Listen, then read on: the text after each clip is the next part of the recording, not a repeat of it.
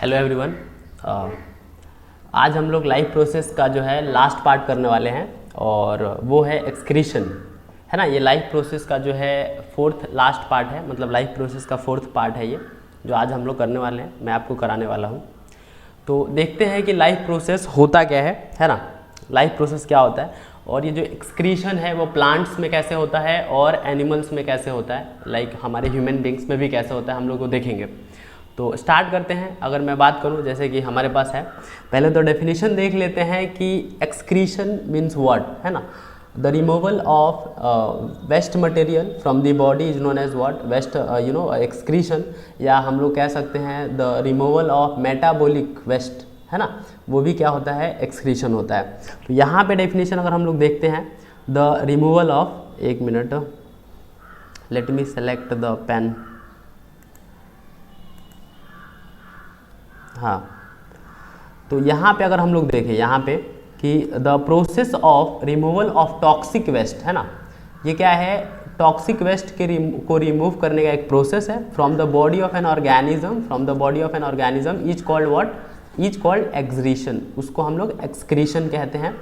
मतलब waste material को body से बाहर निकालना ही क्या होता है, एक्सक्रीशन प्रोसेस होता है। एक्सक्रीशंस अगर हम देखें प्लांट में असर्टन कैसे होता है, तो पहला पॉइंट देखा जाए, the main waste product produce by plant. अगर प्लांट जो है अपना वेस्ट प्रोडक्ट के फॉर्म में क्या निकालता है, तो देखा जाए तो कार्बन डाइऑक्साइड जो होता है प्लांट का वो वेस्ट प्रोडक्ट है। वाटर वेपर की अगर बात करें, और ऑक्सीजन भी उसका क्या है, वेस्ट प्रोडक्ट होता है।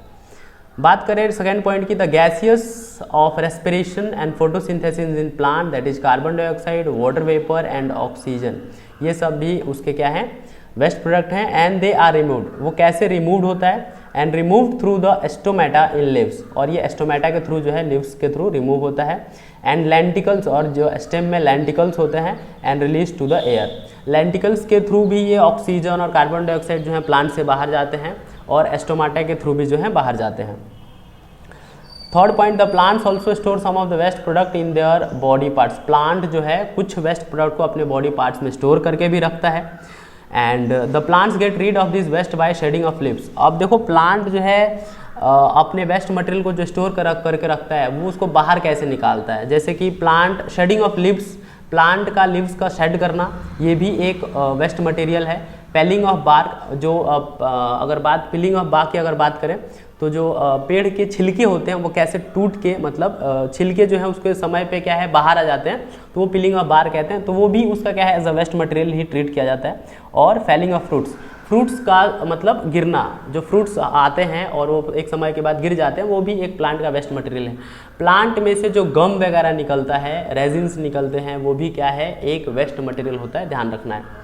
अगर बात करें एक्सक्रीशंस इन एनिमल, एक्सक्रीशंस इन एनिमल्स की, तो different animals have different arrangements, अलग अलग ऑर्गेनिज्म में अलग अलग अरेंजमेंट होते हैं या ऑर्गन्स होते हैं एक्सक्रीशन के लिए, है ना। और विच डिपेंड ऑन द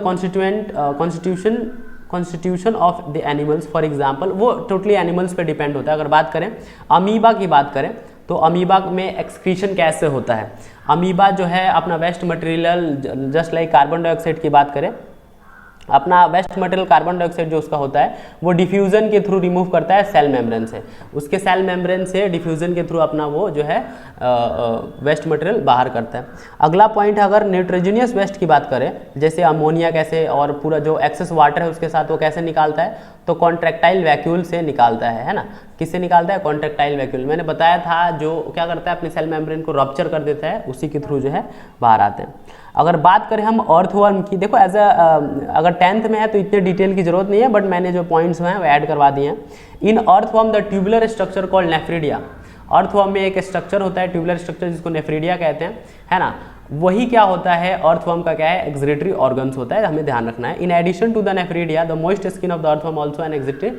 और अगर बात करें हम लोग नेफ्रिडिया के अलावा अर्थवर्म में अगर कोई हमारे पास एक्सक्रीटरी ऑर्गन होता है, तो हम लोग बात करें उसका जो मॉइस्ट स्किन होता है, देखो अर्थवर्म हमेशा गीला होता है, तो उसका जो मॉइस्ट स्किन होता है वो उसके थ्रू भी अपने वेस्ट मटेरियल क्या करता है, बाहर भेजता है, ठीक है, बाहर करता है।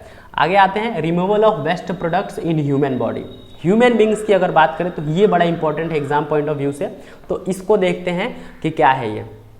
अगर बात करें, देखिए यहाँ पे the the major waste produce by the human body, जो ह्यूमन बॉडी में जो मेजर वेस्ट प्रोडक्ट्स प्रोड्यूस होते हैं उसकी बात करें तो एक तो कार्बन डाइऑक्साइड, यूरिया है ना। और वेस्ट के रिमूवल के प्रोसेस को ही क्या कहा जाता है, एक्सक्रीशन कहा जाता है। तो ये भी हमें क्या रखना है, बहुत अच्छे से जो है ध्यान रखना है। अगर बात करें एक्सक्रीशन इन ह्यूमंस की, तो the excretion system of human beings consist of the following main organs. जो ह्यूमन के अंदर एक्सक्रीटरी ऑर्गन्स होते हैं वो क्या क्या होते हैं, देखो 2 किडनीज हो गए, 2 यूरेटर्स हो गए, ब्लैडर हो गया, यूरेथ्रा हो गया। ठीक है सर, एक नाम मिस हो रहा है क्या, नेफ्रॉन। हाँ, वो भी एक क्या होता है, वो भी एक फिल्ट्रेशन यूनिट होता है जो किडनी के अंदर होता है। बेसिकली अगर बात करें हम लोग, मेन ऑर्गन्स ये होते हैं, है ना। वो किडनी के अंदर जो है ऑर्गन है, इसीलिए उसको इंक्लूड नहीं किया गया है। ठीक है, द फंक्शन ऑफ किडनी, अब किडनी का फंक्शन क्या होता है, to remove the poisonous substances. Kidney जो बॉडी की पॉइजनस सब्सटेंसेस होती है उसको रिमूव करती है, जस्ट लाइक यूरिया जो है ये पॉइजनस होता है। Other waste salts, excess water from the blood, बाकी सॉल्ट्स भी निकालती है जो हमारे बॉडी में काम के लायक नहीं होती है। जो एक्सेस वाटर होती है उसको ब्लड से ये प्यूरीफाई, मतलब किडनी क्या करती है, ब्लड को प्यूरीफाई करके ये सारा वेस्ट मटेरियल जो है बाहर निकालती है। And excrete them in the form of yellowish liquid called urine, और यूरिन के फॉर्म में क्या करती है, उसको बॉडी के बाहर फेंक देती है ना। किडनी का काम होता है फिल्टर करने के ब्लड को। तो एक्चुअली क्या होता है कि हमें क्यों ज़रूरत पड़ती है वेस्ट मटेरियल को बाहर निकालने के लिए। वेस्ट मटेरियल को बाहर निकालने के लिए इसलिए ज़रूरत पड़ती है क्योंकि वेस्ट मटेरियल हमारे बॉडी के लिए बहुत ज़्यादा हार्मफुल होते हैं। अगर हम उसको टाइम टू टाइम, है ना, पीरियडिकली अगर बाहर नहीं निकालें तो क्या हो सकता है, इंसान मर भी सकता है, डेथ मर क्या सकता है, मर ही जाएगा। सोचो, है ना, हम लोग थोड़ा सा प्रेशर झेल नहीं पाते हैं, तो सोचो अगर वेस्ट प्रोडक्ट हम लोग बाहर नहीं निकालेंगे तो क्या सिचुएशन हो सकता है। ठीक है, तो मैं समझ रहा हूँ कि तुम क्या फील कर रहे हो। यहाँ पे मैंने जो डायग्राम है वो एक्सक्रीटरी ऑर्गन के जो है डायग्राम बनाए हैं। एक्सक्रीटरी ऑर्गन आप लोग देख सकते हैं, यहाँ पे हमारे पास है, I am so sorry, cut गया, चलो कोई नहीं। ये हमारे पास 2 किडनीज हैं, है ना, इसको मैं कहूँगा राइट किडनी और इसको कहूँगा मैं लेफ्ट किडनी। ठीक है, और ये हमारे पास जो है ट्यूब हैं, तुम देख सकते हो। और ये नीचे जो है हमारे पास यूरेटर है, 2 यूरेटर है जो कि किडनी से कनेक्टेड है। और वो कहाँ तक कनेक्टेड है, हमारे पास यूरिनरी ब्लैडर में जो है जाके वो ख़त्म हुआ है। तो ये 2 ट्यूब है यूरेटर, वो ब्लैडर तक कनेक्टेड है। सीधा सीधा जो भी वेस्ट मटेरियल किडनी प्यूरिफाई करता है इस यूरेटर के थ्रू ही वो हमारे यूरिनरी ब्लैडर, मतलब ये एक बैग लाइक स्ट्रक्चर है। और ये पता है ये ऐसा मसल है जो कि क्या हो सकता है, कॉन्ट्रैक्ट भी हो सकता है ना, कॉन्ट्रैक्ट स्वेलो हो सकता है, कॉन्ट्रैक्ट हो सकता है। ठीक है, तो एक स्पॉन्ज टाइप, अगर बहुत ज़्यादा यूरिन स्टोर होता है तो ऐसा फटेगा नहीं, ऐसा थोड़ा सा इसका ध्यान रखा गया है। ठीक है, और ये हमारे पास ब्लैडर नेक है जो कि समय पे है, तुम चाहो तो जब तुम्हें ऐसा फील हो कि हाँ यूरिन बाहर जाना चाहिए तो निकालने में काम आता है। ठीक है, अब हम लोग बात कर रहे हैं कि किडनी जो है वो कैसे ब्लड को प्यूरिफाई करता है। मैं थोड़ा सा ओवरव्यू दे दूं तो ये हमारे पास है रेनल आर्टरी, ये जो रेड वाला है वो रेनल आर्टरी है।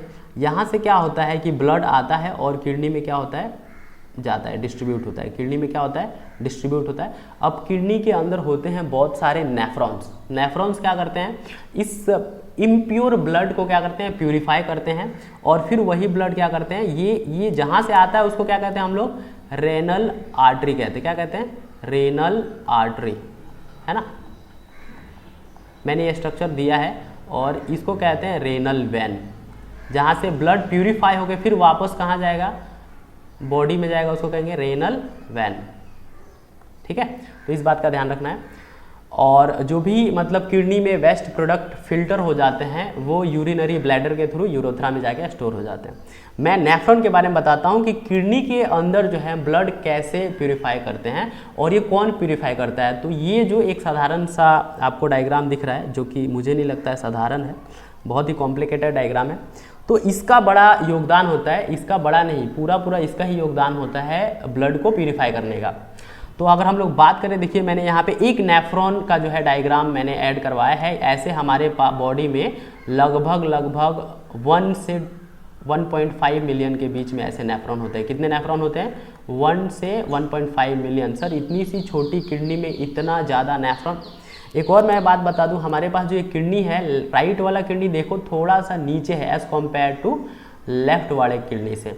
अगर देखा जाए ना यहाँ पे, तो लेफ्ट वाले किडनी से ये राइट वाला किडनी जो है वो थोड़ा सा नीचे है, जस्ट बिकॉज यहाँ पे ऊपर क्या होता है, यहाँ पे ऊपर एक और ऑर्गन है जिसको हम लोग लीवर कहते हैं ना, ग्लैंड। लीवर जो है एक ग्लैंड है, वो यहाँ सिचुएटेड होता है, इसके वजह से राइट किडनी थोड़ा सा नीचे होता है ना, थोड़ा छोटा होता है, तो वो बहुत बड़ा इशू नहीं है। क्या होता है, नेफ्रॉन्स कैसे जो हैं ब्लड को प्यूरिफाई करते हैं, कौन रिस्पॉन्सिबल होता है? तो मैंने बताया था रेनल आर्टरी के थ्रू क्या होता है, ये है हमारे पास रेनल आर्टरी। रेनल आर्टरी के थ्रू क्या होता है, ब्लड आता है। ये हमारे पास बोमेन्स कैप्सूल है और ग्लोमेरुलस है। ये बोमेन कैप्सूल के अंदर क्या होता है, ये जब रेनल आर्टरी से ब्लड आता है तो यहाँ पे ब्लड जो होता है वो क्या होता है, इम्प्योर होता है। तो जितनी भी इम्प्योरिटीज़ होती हैं, और यहाँ से देखिए, यहाँ से ब्लड एंटर करेगा और जितनी भी ब्लड के साथ इम्प्योरिटीज़ होती हैं वो ग्लूमेरुलस के थ्रू क्या होता है, ये अंदर चला जाता है। ये स्ट्रक्चर जो दिख रहा है प्रॉक्सिमल ट्यूब्यूल, वो उसके थ्रू क्या होता है, मतलब यहाँ से जो है, ये येलो वाला आप स्ट्रक्चर देख सकते हैं, जितने भी वेस्ट मटेरियल होते हैं येलो वाले पाइप के अंदर से क्या है, येलो वाले पाइप के अंदर से कहाँ चले जाते हैं, इस डक्ट के पास चले जाते हैं, कलेक्टिंग डक्ट। ये डक्ट क्या करता है, सारे वेस्ट मटेरियल को कलेक्ट करता है। तो सर क्या ये एक ही नेफ्रॉन के लिए अलग अलग डक्ट होते हैं? नहीं, ये जो डक्ट है इसमें बहुत, जैसे यहाँ पे मैंने दिया भी है फ्रॉम अनदर नेफ्रॉन, यहाँ पे जो ये होल है, यहाँ पे कोई दूसरा जो है हमारे पास प्रॉक्सिमल ट्यूब्यूल या हेनलीज लूप जो है, बहुत दूसरा कह सकते हो कि नेफ्रॉन यहाँ पे कनेक्टेड होगा, फिर यहाँ पे दूसरा नेफ्रॉन कनेक्टेड होगा। तो सबका जो है वेस्ट मटेरियल जो है कहाँ स्टोर होता है, इस डक्ट में स्टोर होता है। और ये डक्ट जब एक बार भर जाता है तो क्या करता है, यूरिनरी ब्लैडर के थ्रू, यूरेटर के थ्रू, जो तो ट्यूब है यूरेटर के थ्रू क्या करता है, यूरिनरी ब्लैडर में वो भेज देता है वेस्ट मटेरियल को। तो मैं बता रहा था कि यहाँ पे से रेनल आर्टरी से जो इम्प्योर ब्लड आता है, यहाँ क्या होता है, जितने भी ब्लड के साथ इम्प्योरिटीज होती हैं वो इस येलो वाले ट्यूब के साथ जो है चली जाती हैं। और फिर ब्लड क्या होता है, यहाँ से आता है और ये क्या करता है, यहाँ से फिर होते हुए रेनल वेल्स के थ्रू जो है अंदर चला जाता है, बॉडी के अंदर चला जाता है। मतलब किडनी के पास ब्लड जो इम्प्योर आती है, किडनी जो इम्प्योरिटीज़ हैं वो ले लेता है, मतलब किडनी के अंदर जो नेफ्रॉन्स होते हैं, और क्या करता है, फिर जो बचा हुआ ब्लड है वो वापस रेनल वेन के थ्रू क्या करता है, बॉडी में भेज देता है। ठीक है, तो मैं कहना चाहता हूँ कि ये जो हमारे पास प्रॉक्सिमल ट्यूब्यूल है, इसका स्ट्रक्चर तुम देख रहे हो बहुत आड़ा टेढ़ा है, और यहाँ पे ये क्या होता है, ये नीचे जो येलो की तरफ से आया है, येलो, ये जो येलो स्ट्रक्चर देख रहे हो आप लोग, इसको हम लोग क्या कहते हैं, loop of Henle's with capillary network. ये हेनलीज लूप कहा जाता है। ये क्या होता है, हेनलीज लूप का दायित्व ये होता है, ये रिस्पॉन्सिबिलिटीज उसको दी गई हैं कि जितने भी, मतलब बॉडी में जितना भी वाटर का रिक्वायरमेंट होता है वो यहाँ पे स्टोर होता है, वो एब्जॉर्ब करता है। मतलब बॉडी को जैसे भी वाटर की रिक्वायरमेंट होती है उतना वाटर वो हेनलीज लूप क्या करता है, एब्जॉर्ब करता है। और ये क्या होता है, वेस्ट मटेरियल इसी हेनली लूप के थ्रू होते होते अब क्या होता है, यहाँ पे तुम लोग देख रहे हो जो हमारा ये जो नेफ्रॉन का स्ट्रक्चर है येलो वाला, वो कैपिलरी नेटवर्क से जो क्या है घिरा हुआ है। ये कैपिलरी नेटवर्क इस पे क्यों घिरे हुए हैं, इस पे इसलिए घिरे हुए हैं क्योंकि क्या होता है, ब्लड के साथ साथ क्या होता है, कभी कभी वेस्ट मटेरियल के साथ साथ कुछ ब्लड में के यूजफुल मटेरियल भी क्या होते हैं, इस पाइप में चले जाते हैं, है ना, इस ट्यूब में चले जाते हैं। जैसे कि अगर मैं बात कहूँ, ग्लूकोज चला जाता है ना, ग्लूकोज चला जाता है ना, और अमीनो एसिड्स हम लोग ले सकते हैं। बहुत सारा सॉल्ट है जो कि काम का तो नहीं है, लेकिन उसमें से कुछ काम के हैं जो चले जाते हैं। तो फिर ये कैपिलरी क्या करता है, फिर से इनको रीअब्जॉर्ब करता है। कैपिलरी क्या कर लेता है, ये जो बंधे हुए हैं उसके ऊपर जो चिपका हुआ है ना, वो क्या है, फिर से इनको रीअब्जॉर्ब कर लेता है और बॉडी में वापस भेज देता है, ताकि कोई भी यूजफुल मटेरियल बॉडी से बाहर ना जाए, है ना। तो ये सारा जो है नेफ्रॉन का स्ट्रक्चर है। अब हम लोग लाइन पढ़ लेते हैं, नेफ्रॉन क्या कह रहा है। अगर थोड़ा सा हम लोग थ्योरी पार्ट कर देख लेते हैं कि नेफ्रॉन क्या कहना चाहता है। तो nephron the functional unit of kidney होता है, ये इसको नेफ्रॉन कहते हैं, याद रखना है। Each kidney consist of millions of nephron, एक किडनी के अंदर मिलियंस ऑफ नेफ्रॉन्स होते हैं जो कि एक सिग्निफिकेंट रोल प्ले करते हैं फिल्ट्रेशन और प्यूरिफिकेशन ऑफ ब्लड में। The nephron is divided into 2 portions. Nephron को मेनली 2 पोर्शन में डिवाइड किया है। एक तो नेमली ग्लोमेरुलस, ये मैंने बताया है, यहाँ पे ग्लोमेरुलस है, आप लोग देख सकते हैं। पेन कहाँ है भैया, वेयर इज पेन, हाँ इधर। कभी कभी पेन ही खो जाता है, बताइए, आंखों से भी कम दिखने लगा है। नेमली, मजाक कर रहा हूँ। Namely the glomerulus and the renal tube, है ना। तो हमारा किडनी जो है, नेफ्रॉन जो है 2 पार्ट में डिवाइडेड है, glomerulus and the renal tube, वो मैंने बताया है वहाँ पे रेनल ट्यूब क्या होता है। And helps in the removal of excess of waste from the body. अब क्या है कि हमारे बॉडी में जो वेस्ट मटेरियल हो जाते हैं उसको नेफ्रॉन क्या करता है, नेफ्रॉन कलेक्ट करता है और डक्ट के पास पहुंचाता है। ये डक्ट मैंने जो बता रहा हूँ है ना, ये डक्ट जो मैं बता रहा हूँ, ये इस डक्ट में क्या करता है, पहुंचाता है। और ये डक्ट क्या करता है, यूरिनरी मतलब यूरेटर के थ्रू यूरिनरी ब्लैडर में भेज देता है, वहाँ पे यूरेथ्रा के थ्रू क्या है, बॉडी से वो वेस्ट मटेरियल क्या होता है, बाहर चला जाता है। तो ये टोटल नेफ्रॉन का काम होता है। 10th में इससे ज़्यादा जो है मुझे नहीं लगता बहुत ज़्यादा मतलब पूछेगा, जितना पूछेगा वो बहुत ज़्यादा सफिशिएंट है, हम लोगों ने आपको जो है बता दिया है। तो ये हमारा लास्ट पार्ट था लाइफ प्रोसेस का, एंड ये चैप्टर जो है ख़त्म हो गया है। होप कि आप सारे वीडियोस को बहुत ज़्यादा जो है पसंद कर रहे हैं और आप लोगों का कंसेप्ट जो है क्लियर हो रहा है। नोट्स की अगर हम लोग बात करें तो नोट्स आपको यहीं पे डिस्क्रिप्शन में प्रोवाइड करवा दिया जाएगा और आप लोग उसको अच्छे से डाउनलोड करके जो है समय टाइम टू टाइम आप उसको जो है रिवाइज कर सकते हैं। और अगला चैप्टर कौन सा होगा कमेंट सेक्शन में बताएं, ताकि हम लोग उस पर भी जो है काम करना शुरू करें। एंड आप अपना ध्यान रखें सब लोग और बहुत बेहतरीन तरीके से पढ़ते रहें। तब तक thank you so much and have a nice time. Thank you all.